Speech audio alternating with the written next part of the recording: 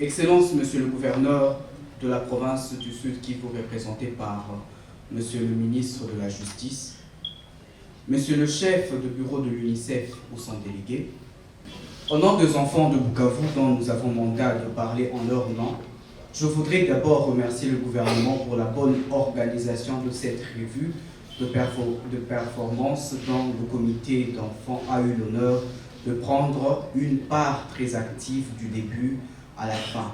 Preuve que la vie de l'enfant compte dans le chef des responsables qui organisent l'éducation au Sud Kivu. Nous avons assisté à ces assises d'évaluation et de planification. À la fin, nous sommes très satisfaits de voir combien les adultes donnent de leur temps et leur cœur pour que nous, les enfants, nous ayons eu l'éducation de qualité. Nous avons eu beaucoup d'informations sur notre système éducatif dans ces assises.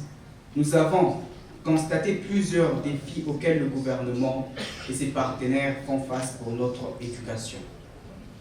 Mais ce qui nous a le plus marqué, c'est de voir qu'il y a une volonté ferme auprès de chaque acteur ici présent pour que nous ayons de bonnes écoles, un enseignement de qualité, de la transparence et même le souci de secourir les autres enfants victimes des conflits et des catastrophes qui voient leur scolarité sacrifiée. Merci donc au gouvernement congolais, aux membres du cluster éducation et les partenaires traditionnels UNICEF pour vos implications multiples en matière d'éducation en situation d'urgence. Nous plaidons, chers tous, que le gouvernement garantisse un salaire décent à chaque enseignant, que la gratuité de l'enseignement que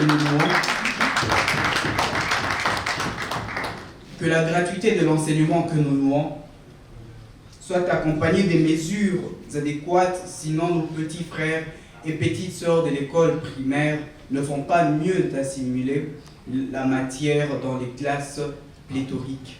Nous en profitons, Excellence, Monsieur le gouverneur et Monsieur le chef de bureau UNICEF, pour aussi introduire notre plaidoyer du comité urbain des enfants de Bukavu.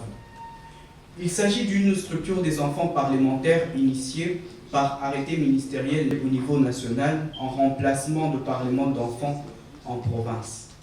Mais depuis notre élection, il y a quelques mois, nous ne disposons pas encore d'un cadre de travail pour siéger ici à Bukavu et les moyens y afférents.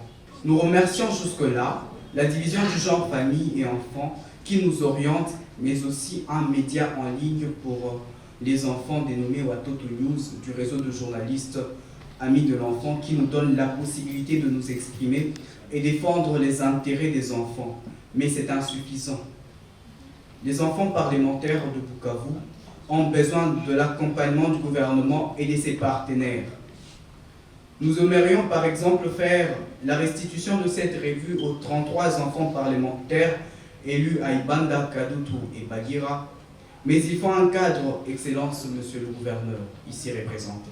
Pour terminer, merci à tous les participants de cette RAP pour avoir fait un travail très remarquable au bénéfice de l'enfant congolais.